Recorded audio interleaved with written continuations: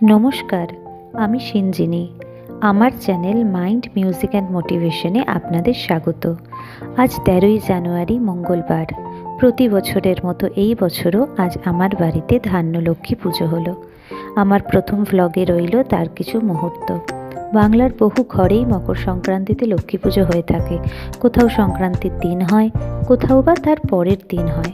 আমার বাড়িতে সংক্রান্তির আগের দিন পুজো হয়। শীতের ভোরে উঠতে সবারই কষ্ট হয়, কিন্তু পুজোর দিনের উত্তেজনাই আলাদা।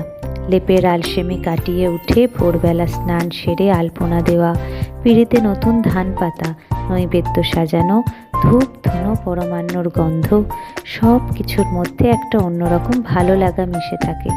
সংক্রান্তির আগের দিন থেকে মোট 3 দিন মা লক্ষ্মী আমার ঘরে এইভাবে পূজিত হন। পয়লা মাঘের পর ধান তুলে পুনরায় লক্ষ্মীর হাঁড়িতে রেখে দেওয়া হয় 1 বছর। পরের বছর সংক্রান্তিতে পুরনো ধান জলে ভাসিয়ে নতুন ধান আবার পাতা হয়। আমার প্রথম ব্লগে আমার পরিচয়ও একটু দিয়ে রাখি।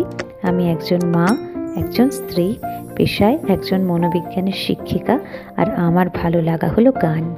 ডালে ঝোলে অম্বলে সাথে পাঁচে আমার সংসার। দৈনন্দিন জীবনের বিভিন্ন মুহূর্ত, গান, সাইকোলজি, এই সমস্ত কিছু নিয়েই আমার নতুন চ্যানেল। তো কেমন লাগলো আপনাদের এই ভিডিও কমেন্টে জানাবেন, এবং আপনার বাড়িতে কিভাবে লক্ষ্মী পুজো হয় সেই গল্পও শুনতে চাই। ভিডিওটি ভালো লাগলে একটা লাইক প্লিজ করবেন এবং চ্যানেলটিকে সাবস্ক্রাইব করে পাশে থাকবেন। সকলে ভালো থাকবেন। ধন্যবাদ।